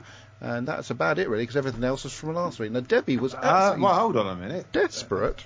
Yeah. Wasn't there quite a lot of news earlier in the week about how they're going to be redoing or animating or maybe colorising some old... I'm not sure. Tell me about it, Ben. Yes, Adam. During the week, there appears to be news around that there's going to be some re-released episodes from the early days of Classic Who. Some black and white episodes are going to be colorised, and some missing episodes are going to be animated, apparently in time for the big 60th. That'd be cool. Later this year. Well, thank you very much. Well, that concludes Doctor Who news. I was obviously a mention that, don't get cross, but Adam, last week I found a branch of the family that only goes back about 9 generations, the Hodsall family, which my great-great-granddad was a Hodsall. And I thought, I typed the Hodsall into the thing, it's a website called myfamouskin.com. So I typed Hodsall in there. Most of the time you type a name that's in your family and it comes out with absolute all. But this time I typed Hodsall in, and it turns out that going back a few generations is this Hodsall bloke, who's my 9 times great-grandfather, had 2 children. One as a child that led to me. The other one was a child called Benet Hodsall, who was a woman, by the way, Benet, who led to Michelle from Lisa Marie Presley. And who died this week? Lisa Marie Presley. So yeah, that was topical, wasn't it? I mean that's what? Sad. Sorry. Sad, isn't it?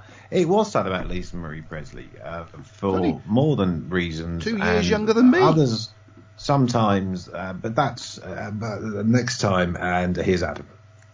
Thanks, Ben. So she was my 12th cousin, twice removed. That's what I was going to say. Yeah. With all greatest of respect, the word hodsel sounds like an absolute fantastic insult that no one's ever heard of. Oh, yeah, it does actually. You complete hodsel. It does. You're a total hodsel, you are. True. Oh, hodsel off. Yes, it does indeed sound like that. I can't help the names of my ancestors. He's related to someone else who's famous people. There you go. Yay! But this is bear in mind that you say about the relationship to certain members of the royal family being 21st cousins, and I was sort of saying, well, where does the relationship actually stop? How that with the degree of a relationship. Whereas this is only 11th cousin, which is quite substantially larger than 21st. It's just like your neighbours, mate. Yeah. Really, seriously. Well, Sarah Millican's only 5th cousin. That's not bad, is it? Gets better. Right. I found the story about the breaking news report about the colorizing. Please, series. Please, tell us. Well, here's the problem. What? In a breaking news report from TV Zone UK and The Mirror. Oh, the Mirror, yes. The Mirror. Is that the newspaper, The Mirror? Yes, the Mirror. About Americans and the pronouncing of the word mirror. I would not put a lot of faith in it. Yeah. Anyway, it says it has been revealed that the BBC are planning to honor Doctor Who's classic series for its 60th anniversary celebrations in an unprecedented way. The Smugglers, Underwater Menace, to receive new animations. This new funding has been found. Also, BBC bosses plan to colorize certain stories from Hartnell and Troughton, likely to include Unearthly Child. It's like I didn't make something up for a change. I don't think it being in colour is going to, give an Unearthly Child in colour would be flipping fantastic. No, it should be the way that I've seen it forever. No, it's absolutely fine. You can have your black and white version. That's not a problem. It's always going to be there. The colorized versions just brings things up to date. It will be a version that you've never seen before. It will be fantastic to see it in colour. And the black and white one there is there. Bless you, Debbie. Bless you, my child. It wasn't me. Who was it? I said bless you. Who was it? Who sneezed? Me. It was Adam. Well, there's another word that would normally come before you in this case, but I won't say it on the podcast, and I shall take back my cross that I was doing when I was blessing you, and now I have to unbless my Coke and my orange Mentos. But anyway, mix. Not together, I must point out, because otherwise your stomach does really weird things and all foam comes up your throat. But only if you have 5 packets of Mentos in your stomach and then drink 2 litres of Coke at the same time. Which is, if you do that, the first thing I need to tell you is if you do that, you are bloody stupid. But secondly, Kirby, no, as I was saying, let it happen. It can only be a good thing. Because what you love, what you want is always still there for you if you don't want to watch it. But for people who do, people who are interested in it, for a new generation, a colorized version I think would be fantastic. I think it might get, it's novelty, isn't it? Black and white, it's really very much a novelty really thing. Into it. She'd like it colorized. Yeah, absolutely, Debbie. Kids, even I don't really enjoy black and white stuff because it's just not what was, around when I was younger. If you watched it in black and white, fair dues. But, I was used to things in colour in my life, and, I think I could quite do with some early Doctor Who's, like painted up. I'd be intrigued to see what it looks like. You young whippersnapper. I'd quite like it, really, if the time. I would be curious. I would be curious to see. So is that you're bi-curious? Probably. Well, like the animations, it depends my daughter would be very proud of me if I was. Doctor Who... Yeah, you can watch the animations either way. Yes. Well, that's what we're saying. Who won? I don't watch the animations. I'm not standing up saying you shouldn't be doing... Doctor UK. Not in my name. Played up. It depends on the quality of the work that they do, whether it's an animation or whether it's the colorization. I've seen some pretty abysmal colorizations of things, and that could spoil it as much as I totally agree with you. There has been some appalling colorisations over the years, but the technology now has increased so much over the last couple of years that they've got to make a good job of it. Otherwise, they'll be shot. Okay. Apparently. Anyway, whowon.co.uk. Latest products, apparently. Rule of Death, which is a Blake 7 story. So whowon.co.uk? Death on Arrival. Yes. Yes. Well, it says Death on Arrival. These are ready to buy now, I by the way, on always say CD. yes. Katie Manning, John Coleshaw, and Tim Treloar read a dynamic trio of stories by Paul Marge, inspired by comic strips first published in Doctor Who Annual.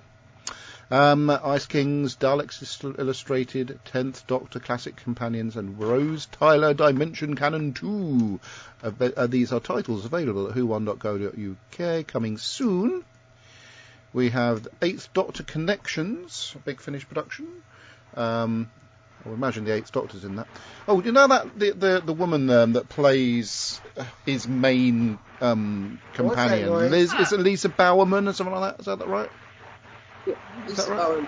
Yeah. She was at. I forgot to mention this, but she was at Wales Comic Con. What is that noise? Probably Ben. Hear that? It's Ben. He's probably got the kettle on. Allies and Enemies, whatever that is. Don't know what that is. It doesn't really show. Oh, it's a Blake 7 story. Empire Man, a Torchwood story. Obviously doesn't count because John Barrowman's not in it.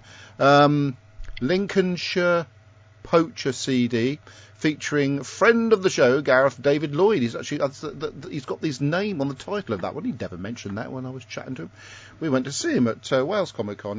I sort of had to chat with him, and he said, "Oh look, here's your wife and daughter." I looked over, and there was Deb and Isabella waving at him, and he had to chat with them, and ignored me. No, he didn't really. Anyway, A Ninth Doctor Adventures, Hidden Depths. These are really quite good titles. Torchwood Soho Unbegotten, Unit Brave New World 2 Visitant. There's loads of titles coming out, Mary? War Doctor Begins, He Who Fights the Monsters, and War Master 8, Escape from Reality. Absolutely lots of titles coming out. These are available on CD. The good old CDs, because obviously if you go to the Big Finish website, you can actually download these titles. Figures, same old stuff. But there's also a playing cards set of the 12th Doctor. Right, so that's whowon.co.uk. Lavazi. I'm just seeing if Lavazi have a sale since Christmas is now over. Where you can buy, of course, the 11th Doctor's iconic question mark umbrella. Get that while you can, because I don't think it's going to be available forever. It's taken a long time for it to be back in circulation, but it's $49.99, and it's really good in the rain. Funny enough, it is actually quite sturdy, unlike a lot of umbrellas that blow inside out. This one doesn't. I've used it several times in the rain, and as part of my sort of amalgamation cosplay, if you like. Of course, the 7th Doctor's question mark pullover. I'm not getting any more because I just wear them until they're little tufts of wool or acrylic or whatever they're made of. Essentially, you shouldn't wear them because they just get worn out because they're too nice to wear. Along with the 13th Doctor scarf and the 4th Doctor scarves and the 5th Doctor cricket jumpers and stuff like that. So that's lavazi.co.uk, where of course they've got the blog and they've got their superb mailing list and a facility for send. Do they have 2nd Doctor socks? What is that noise? It's Ben's condenser situation. When he turns his mic on, the air circulating in his studio wafts around the microphone until he speaks, and then it goes away. It's an audio thing that happens sometimes, isn't it, Ben? It's only because I'm standing at the window with the fan on at the moment. Well, there you go. That explains everything. Anyway, don't do that. Exactly. So when I finish that, then it will go off again, and you won't hear it again. That's lavazi.co.uk. Right, so also we've got stuff coming through on the live feed. What's going on here? It's been quite a lot here. I'm trying to find out where I got up to. I shall strike. Oh yeah, so Billy Kirkbright. Correction: the character I referred to off Grange Hill was Pamela Cartwright. Of course, Alex Kingston was at Grange Hill once, played a bully. Yeah. Alan T. Butcher, The Underwater Menace and The Smugglers are the stories said to be due for animation this year. Yay, thank you. I don't mind getting those, actually, to be fair. And then Billy said, I'm going back to bed. Bye. Billy. Oh, sorry, Alan. Ben is looking forward to Colour Caveman episodes. Really? What? I've already seen Captain Caveman in colour. Captain Caveman. Alan T. Butcher. If it means they broadcast episode 1 of Unearthly Child on BBC One, then great. Super. So that's it so far for the feed. Now we can talk about what we watched during the last 7 days. Now, I obviously would like to talk again about a man called Otto, because I was thinking, I watched that, didn't I, recently? Of course, I would have spoken about it last week. But we did go to the cinema on Friday night and watched the Whitney Houston film, which is called I Want to Dance with Somebody, or something like that. Yeah. Yeah. I quite enjoyed it to a degree. I just thought it got about halfway through and it started like slowing up. The pace of it slowed up and it started to get a bit draggy. That's because of all the drugs she started taking halfway through the film. Yeah. But I mean, it's quite interesting, obviously, because Whitney Houston is somebody in my lifetime. I remember coming out as a star with her first few records, around about the time when CDs started coming out. So a lot of her music was around in my young days and stuff like that. So it was quite interesting to watch it from that aspect. I absolutely blooming love Whitney Houston. She's amazing, isn't she? Just an incredible voice, and the story is so sad of what happened to her when she met Bobby Brown. It's a tragedy. She was amazing. She was. But I just remember it just triggered a lot of memories, and of course the music was great. Just hearing her voice. Well, you've got the timings wrong, because she came through in 86. Oh, sorry. 86, but it was around about time when CDs started taking off. No, it wasn't. CDs came through in 88. I said when they started taking off. Who's right, Ben? Me. Ben's right about the CD thing. Be quiet. Anyway, so the sort of historical aspects of it were really good. The music, just hearing her voice and you're thinking that can't be, that must have been, they must have done something to make it that good, but no, it was Whitney Houston's voice. The actress who played Whitney Houston's voice was that good. It needed nothing doing to it. Didn't need anything to it. She was just ridiculously good. And she was so beautiful. Absolutely. And the actress who played her was quite pretty, I have to say, but she didn't have anything on Whitney. It was just stunning. She was so stunning. Early Whitney just does it for me. She is just amazing. I just love her to tiny little, oodly little bits, and I cried when she died. I was at a party. Yeah. They did a good... The bits they picked up of her was a lot of really good tributes to her. Obviously, they had to cover the drug side of it. But all the way through, she was a lovely person, which was quite nice. Even when she was at the lowest of her lows, she still shone through as a nice person, which I quite like the way they depicted that. And what's the other thing I wanted to say? The bits where like they showed recreated when she sang the American national anthem at the Super Bowl, and it was the actual her singing. Obviously, the actress mimed but she did a great job doing the lip sync and everything like that. And I'm not American. I'm not American, but it got to me thinking, wow, that's what it was like, her singing their anthem in a completely different way. No one ever sung it like that before, the slow version of it. And the whole of America watching the Super Bowl, watching her sing their anthem as a uniting thing. It was just that was very moving to see that. And I haven't seen the actual thing because I don't live in America, so I don't watch the Super Bowl. But to see that and things like that. I live in America and I don't watch the Super Bowl. I don't give a tinker's cuss. I'm just saying, I'm just paying tribute to how wonderful Whitney Houston was. However, towards the end, when you knew they were sort of alluding to what was going to kill her, it did sort of drag on a little bit too long for me. And also, have you ever seen the clip of Whitney Houston on I'm not sure if it was a French TV show or if it was an American TV show with a French famous actor on it. I think it was a French TV show, actually. And he was absolutely off his feet. He was so drunk, and she sat there, and he looked at her, and I won't say the word, but it's the very rude F1. He said, "I want to Q." Live on telly in front of to Whitney Houston. She was like, "What? What?" It's an incredible bit of footage because it just shows how she was just like, she was completely shocked and stunned, but the way she handled it was she was quite good in that way, in that aspect. She was quite good at handling people like that. But yeah, watch the film. I'd say watch the film. If you like Whitney Houston, watch it, but just be prepared for the latter part of it to start dragging a little bit. Well, I'm ignorant. I don't know what did kill her. Yeah. Drugs. Drug overdose. Drugs. She had too much drugs. After being off drugs for a bit, had a bath and drowned. Okay. They alluded to her and Bobby Brown's daughter, who also died tragically not long afterwards. Yeah. Which, well, no, a long time after. Same way, though, wasn't it? Sort of, yeah. But yes, there are depressing elements to the film. There are also lovely elements, and the lovely element is the music of Whitney Houston all the way through it. Anyway, so and the going back, of a brilliant artist. Absolutely. The other person I wanted to mention was on Netflix. There's a film called Enola Holmes 2 with Millie Bobby Brown. I haven't watched that yet. Good fun. Good fun. Yes, it's quite a long one, 2 hours and 10 minutes, but it's light-hearted fun. So that's all I can say. It's all right. Yeah. If you watch a film, it's made for an audience, isn't it? Let's say that. Yes. But it's nice to see Millie Bobby Brown playing a light-hearted character with, obviously, Eleven from Stranger Things, a very hard-hitting, serious character. But if you don't know who that is, then... Oh, no, I know. No, Kirby doesn't know what Stranger Things is, but... Yes, he does. Yes, I do. Remember when I Here we go. went through all that earlier? Here we go. Didn't take much, did it? I still couldn't tell you a single thing about Stranger Things, apart from Kate Bush was in an episode or something. Anyway, so I've actually watched other things, mainly draining the oceans and stuff like that. I haven't watched an awful lot of drama stuff, but draining the oceans on Disney Plus is really, really good. We've tried to watch a bit of the Wrexham series. Deb says I just don't want to watch it anymore, so I'm going to have to watch that in my leisure.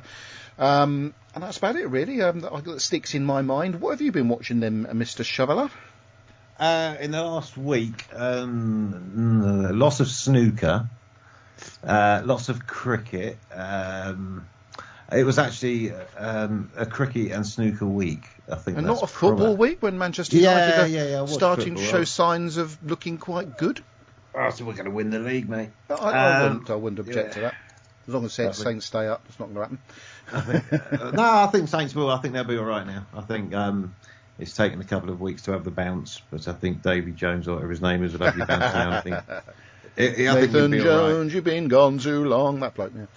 But inside we've watched. Dragon's Den. I'd of course. Oh, I love Dragon's Den. The new series of Death in Paradise started. Oh, I love that too. Yeah, watch some of that. So that's very good. But apart from that, yeah, it's just been a lot of sport. A lot of sport. Thank you, Debbie. I've been mainly listening actually this week. I've been listening to a lot of the free Doctor Who books on Audible. Sorry, can I interrupt there? A lot of them are read by Terry Malloy, which is just brilliant. Because can I just interrupt just for a second, please, Deb? Sorry, I have been listening to Sarah Millican's autobiography. Right, now you can go, Carrie, straight off. Okay. Well, I've been doing a lot of listening to Doctor Who this week. I'm really getting into all the different audiobooks. My favourite one has actually been Tom Baker reading The Brain of Morbius, which is just brilliant. Ooh, That's been so good. There's the little special effects in the background and squelchy noises and things like that. It's just hilarious. And we've been watching Digging for Britain. I love that series. Yeah, I've been watching that too. We've watched that very slowly because Tom gets required to work. Am I related to Digging what Alice Roberts? I'd like to be related to Alice Roberts. I love the way she speaks. We've done Ghostbusters Afterlife again, introducing another of Isla's friends into the Ghostbusters fandom, because it seems to be a gateway Ghostbusters movies for them to then watch the originals without being too judgy. Are they all right, or do they? They loved it, absolutely loved it. Or do they sit there and scream, "I ain't afraid of no ghost"? Oh no, they all sang that very loud. But yeah, it's been a good week for lots of Ghostbusters, lots of listening to Doctor Who, a bit of archaeology here and there, and the occasional murder documentary on Netflix if I can't sleep. Sorry, Debbie, I lost you after the word murder. I hope there was more. Murder documentaries. Right, sorry. It just sounded like you had a great week, and then you went on a killing And then I went rampage. off murdering and had a great time. Yeah, actually, yeah. Yeah. Well, I know what you lot are like on the Isle of Wight. I know what you call fun. Yeah, it's not blimmin' midsummer murders on the island. Yeah, it's a few survivors. It's been another one of those weeks where I'm either listening to audiobooks or I've got music on. Just when I'm teaching Isla, it's it's just nice to have something for me just on the headphone while she's doing something. Thank you, whatever your name is. The other thing I forgot to mention that I watched this week was The Hatchet-Wielding Hitchhiker on Netflix. Another quite wow series. And they've just released some stuff that might be of interest to you, Debbie. There's a program called Agatha Christie, 100 Years of Poirot and Miss Marple. I finished that. As I said last week, I bought the book straight These up. are British films. The Saturn V story, 13 Factors That Saved Apollo 13, and the one I'm definitely going to watch, The Story of Tea. Which is a particular liking for myself. And after you've listened to or watched that, you've then got to listen to the song Saturn V by Shed 7 because it's brilliant. How do you guys find time to watch all this stuff? Well, I usually have it on while I'm working in the front room. Sleep. Have you not noticed the prolific posting about 3 a.m. my Yes, stuff I've noticed that. There's a film on there you'd like, though, Kirby, if you were watching British films, a film called Monty Python, The Meaning of Life. So it's The Meaning of Life Live. Oh, So I might have to watch that. I just bought Python on vinyl. It's brilliant. It's live. Yeah, Python on vinyl, that's the best way to listen to it. I have to agree. I don't watch or listen to anything. I just get it pumped into my brain 24 hours a day. Kirby, what have you been watching? Nothing. Okay, moving on, Mary. I don't understand where you get time for all that. Mainly, I watch I've just lots bloody of explained. YouTube shorts. Right, when I'm working, little Kirby, things. I usually when I'm working, I'm editing, aren't I? Editing photos, video, whatever. So I have a program on just to take the silence out of the room, and that's how I absorb some things. And then in the evening, I get a couple of hours to sit down and wind down when I watch stuff as well. Okay, I see the Monty Python, The Meaning of Life, and it's on Netflix, so I will watch it. Thank you, Kirby. Why have you gone all quiet? I don't know. It's your turn. Is that it? So No, you really haven't I've watched anything? He did say watch nothing. I've mainly been watching lots of YouTube things, a lot of stuff with the new Super Nintendo World opening up in California at Universal Studios, and then going back and watching stuff about where it opened up in Japan's Universal Studios last year, because it's really cool looking. I forgot to mention I finished The Crown, which is ironically exactly what Prince Harry's been doing. Anyway, so... Hey, Kirby, you're always talking about all these vintage shows that you watch. Like vintage comedy shows and that you watch several times over, actually. Yeah, but I haven't watched anything in the last week. We'll get on with it. Right, so also on Netflix, there's a few other good things that I've put ready to watch, like Our Universe and The Volcano Rescue from Wakari, Ramesh Ranganathan, The Cynic, 2 episodes of that. Oh, I've got so much waiting, so much lined up to watch. Yeah, I've had so much stuff I've put on there. I've got about 300 shows that I haven't actually watched. I've just put on my list. I've got a whole bunch of stuff that I've started watching. I haven't finished watching. Have you ever watched Monty Python Live Mostly 1 Down 5 to Go, Kirby? No. That's the show I saw, basically. That's it's not the one you saw. Yeah, so it's not the one I went to, but it's a show I saw. So if you want to watch something really, really good and nostalgic, because it's the last time that lineup of the Monty Python team were together. So here we go. Have you got a theme tune for this particular section of the show, Ben? So tell us what she's watched this week. Seamless. And what she's listened to in a Mustang. And also what was read in the world of Mary Blitzlang. And when it comes to Big Finish, she's the leader of the gang. So shut your mouth, pray silence hears Mary Blitzlang. The other one was seamless.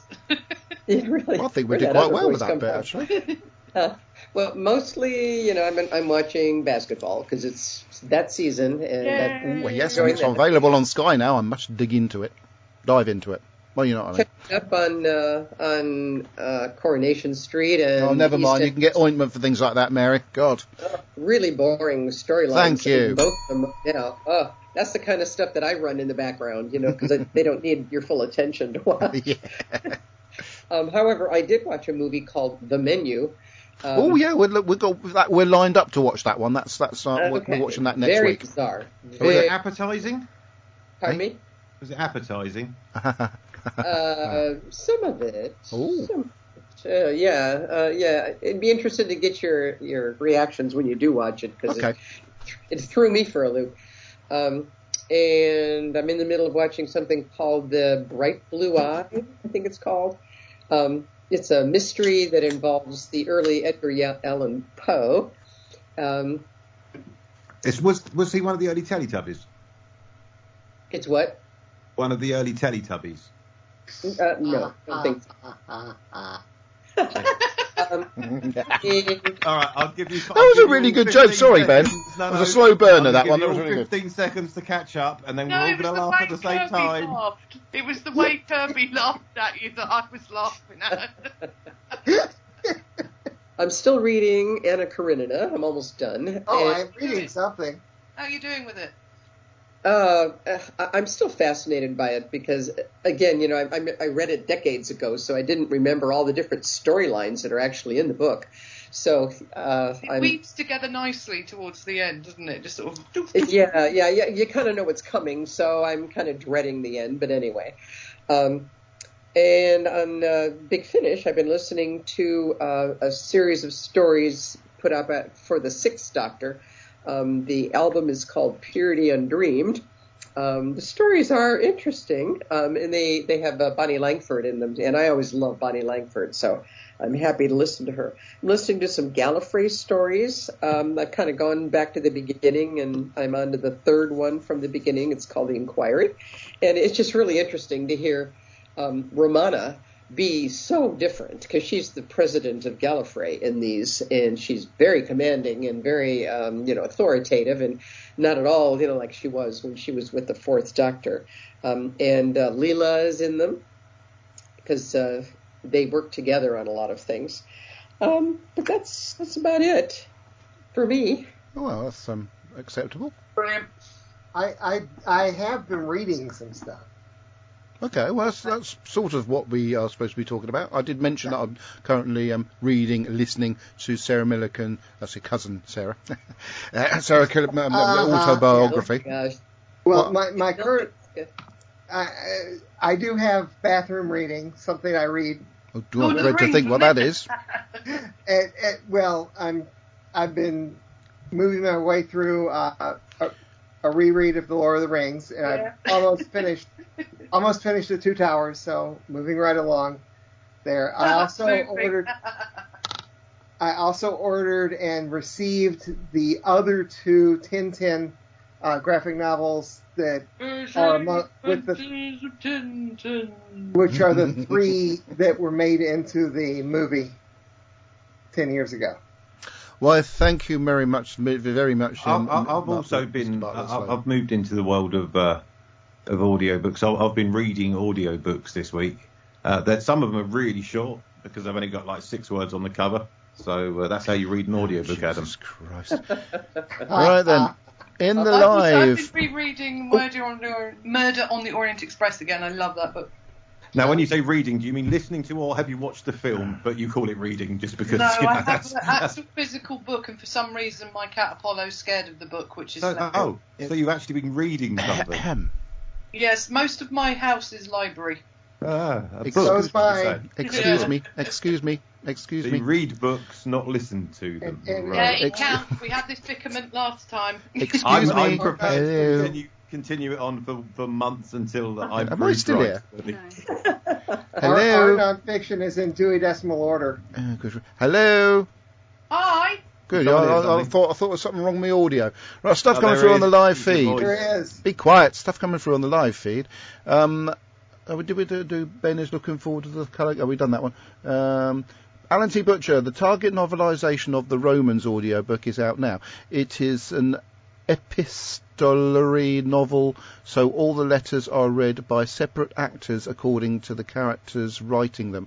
Dan Starkey does a great first Doctor, apparently. And I'm talking about what we have been watching this week. We have an expert here who's now going to advise us what's the best thing to watch. And please sit down. And the show is yours. Oh, no. You don't know what we've been talking about, so you might be talking about stuff that we've already seen, or some of them not seen. But I know you're the expert, and you can really recommend some good stuff to watch. Hello. I mean, I saw 2 films this week. Actually, no, 3. That's a lie. I saw. Oh God, no! So seriously, we can't have liars on the show. This is not. So first film I saw was Megan, the new. Oh yeah, how was that? I mean, it's exactly what I expected it to be, a cheesy, like, horror film about an android that takes And it did exactly control. what it said on bit the like tin. Child's Play. It's literally exactly... Yeah, I was going to say, is it like the Chucky doll thing? Yeah. No. Oh. No, I wouldn't say it's like Chucky. I mean, except she can quite literally be destroyed. But, no, it was okay. I mean, it was exactly what I expected it to be. Yeah, I'm very sorry. Might have detected a small one. And say as well, I saw the Whitney Houston I Want to Dance with Somebody. I thought it was absolutely terrible. Is that with somebody who loves you? Yeah. I'm glad you laughed. Yeah, no, I thought it was a very bad film. It was just very badly edited, a lot of blanks, and it didn't really tell Whitney Houston's story. It was a bit backwards and forwards, wasn't it? Yeah. But the music was great. Oh yeah, of course. Whitney Houston's music is mwah, but the film was terrible and definitely didn't live up to the legacy of her. So, and as well, to top it off, I saw Puss in Boots: The Last Wish. Yeah. I want to watch that. Where did you see that? Illegal websites. I want to see that. It's absolutely amazing, and it's worth the hype. It's so probably my favourite. It was film. worth every penny you paid for Oh it. yeah, absolutely. Honestly, I will go to cinema to see it because it's just so good. I'd love to watch it again. Like, I didn't expect to like it. Hold on, you don't need to pay for it because you. Oh, sorry. No, I don't need to pay for it. She's got Cineworld. Cineworld. No, pass. but I'd likely pay for Gibby because. Oh, Yeah. But no, it was just so good, and I'm glad DreamWorks is getting their comeback because DreamWorks is great. So that's the film side of things. What about telly? The stuff you may be watching on streaming facilities. Have you not what you're watching? Anything? Well, right now, I mean, me and Mum just watched the first couple episodes of Welcome to Chippendale, and like at the moment it's like really good. Like, we are really enjoying it at the moment, but like don't know what's to come. But yeah, that's kind of all we've been watching really. It's not been a lot streaming wise on, so yeah, that's pretty much it. So what are you lined up to watch next then? Fablemans. Oh yes, I'm looking forward to seeing that. Babylon when it comes out on the Yeah. illegal website because I'm not allowed to watch it yet. Any police people that are listening in, take no notice. Yeah, just ignore. No, I not mean, go to here. be honest, there's a lot of films coming out this year that I'm very excited for. So Benny the Tap. Yeah. I'm looking forward to Benny the Tap. I'm looking Benny for the Tap. Yes, it's a film about a bloke who's a tap. I'm looking forward to Cocaine Bear. Cocaine Bear. Yeah, it's a film about a bear on cocaine. Yeah, I've heard about that. Yeah. I believe the bear accidentally ate some. Yeah. Oh, right. It went on. Yeah. Yeah, it's great. I'm And they so just hyped happened for to it. have a film crew there. And he No. accidentally ate No, it. the actual bear has been stuffed and it's in a museum someplace. Yeah. Oh, I nice. Yeah. did forget to Yeah, mention that after I'd a seen that break. film. Is it Strange World? Yeah. Yeah, I did watch Strange World. I might have mentioned that last week. So Yeah, I apologise. mentioned it last week because I saw it the week before. Oh, you saw it the week before. I enjoyed Strange World. Yeah, stop I fiddling watched with it. my I watched a microphone. film. I think it was called The Core. And it was really cheesy from the early 2000s. Yeah, and no, about I remember the core. it's where the Earth's core stopped spinning Yeah. and they had to bury down through the Earth, and it was God. It was very cheesy. Yes, it was, and it filled an hour and a half of Saturday evening, which incidentally I'll never get back. Yeah, I'm looking forward to seeing Babylon. That's how I felt with the Whitney Houston film. Okay, but the music was good. I may have just it found felt- that on an illegal streaming felt website. you longer didn't than mention. 2 Did you manage hours. to go to the Whitney film? Like, it was. Other things I've been doing instead of watching films and stuff is I'm now using my Meta Oculus Quest 2 a lot more than I have since I got it last April. I'm using it for exercising, and I'm playing miniature golf on it, and playing a Angry Pigs in 3D. Angry Pigs? I thought it was Angry. It's a spin-off from Angry Birds, isn't it? Okay, you're right. It's Angry Birds. You're killing the pigs. It's Angry Birds and really annoyed pigs. That's what you've got to remember. Yeah.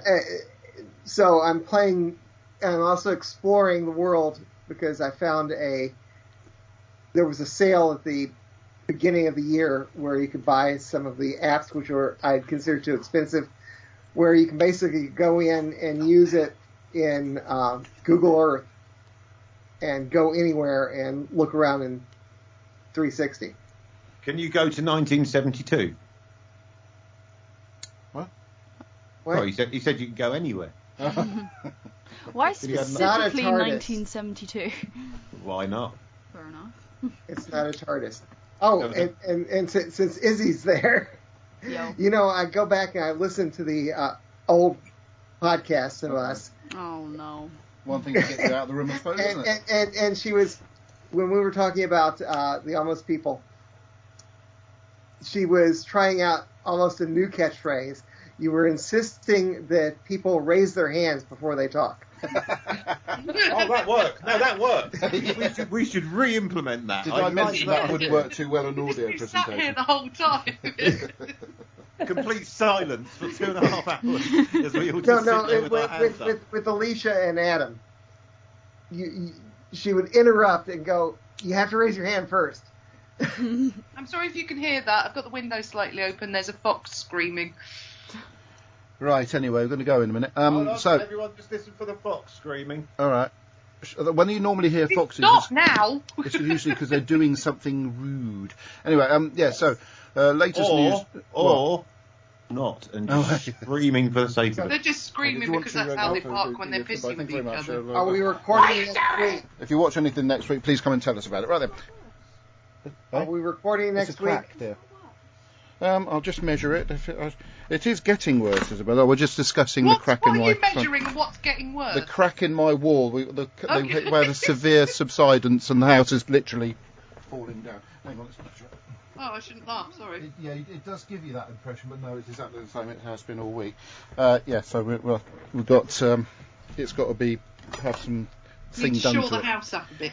To stop it from falling over, because it's the I've posted the crack on the Training Megabyte page to show how bad it is. It's been on the outside for quite a few years, but now it's developed very quickly on the inside of the house. It's rather alarming.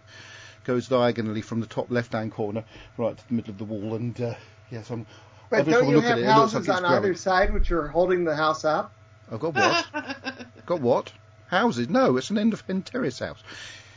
Anyway, right, so what have we got? So basically, Ian Kirk. In answer to your question, no, we're not recording next week because Adam's health will fall down. Hopefully it won't. Ian Kirk says, I have seen I Want to Dance with Somebody. I think that when her drug use came up, they could have used the line, Houston, we have a problem. For God's sake, Ian. Right, so last bit is, of course, some of you may or may not have seen the announcement that FantasyCon 2023 is on the 21st of October at Medina Leisure Centre. And that's about it, really. As what should I say? The organisation team of myself, Deb, Roy, and Mick did a video, novel thing, isn't it? A social media announcement, and more things to follow in relation to that from now on. So it's just saying that's when it is. So it's all booked. Congratulations. And things will, grow from that. We don't know quite who's going to be there, but. I presume I'll be from now on there will be stuff there. Well, at least us four will be there. Just gonna say. Oh yeah, I do plan to have turn the Doctor Who zone into something a bit of a celebration of the 60th anniversary. But how much of a celebration it is depends on who we can get. So hopefully Alan T. Butch will rock up to it this time, because it certainly wasn't the same without him, was it, Deb? Oh, okay, fair enough. Maybe it was. So next week we're going to be looking at a Doctor Who story, the title of which have used. Is this something to do with Good Man Goes to War? Good Man Goes to War. This is where we meet Strax, isn't it? If I remember rightly. Correct. Yeah. And things start coming together in the storyline of who the baby is. At last, it's only taken 4 seasons. Yeah. And so, is it a one-part story, Kirby? Please remind me. Yes. Yes. They're all one-part stories till the end. Yeah. So that's what we're going to be doing next time. So same time. We are recording on the 22nd. I believe so. I'll just check my diary, my busy schedule. Yes, the 22nd is free to do some podcasting. Now, so, hopefully we've decided we are not going to go to Chinese New Year this year either. It is Chinese New Year, though, is the 22nd. It's the Year of the Rabbit, by the Correct. way. That's the one from Monty Python. Yes. Huh? The Year of the Rabbit. So it's a very fertile year if you. Or it's the one from Watership Down that gets it right at the beginning of the film. So it's quite ironic in some ways. Very short year. If it's the Year of the Rabbit and that's a year of fertility, that's the year that hopefully, fingers crossed, Alicia's baby is going to be born. So there you go. Fox is going for it again. Going for what again? Naughty. Yeah, don't say anything. Shh. It's 9 weeks she is now. So shh.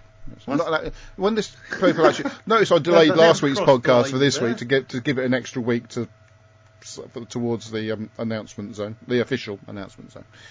You excited. Grab a Deb is buying TARDIS things left, right, and centre for this baby, by the way. And it's about Alicia's buying very, very cheap things from second-hand shops for the baby. She's got so many good things from the very nearby second-hand charity shop that we won't need to buy her anything. You know, she's got pots and bedding and all sorts of stuff. Moses baskets. I think she's quite into the idea now. Well, you'd hope so. Good, isn't it? Anyway, so until next time, thank you for listening, watching and taking part in the show. Please continue to do so in the usual means. Goodbye. Goodbye, Fancy Pants. Bye. Will somebody please think of the shoes?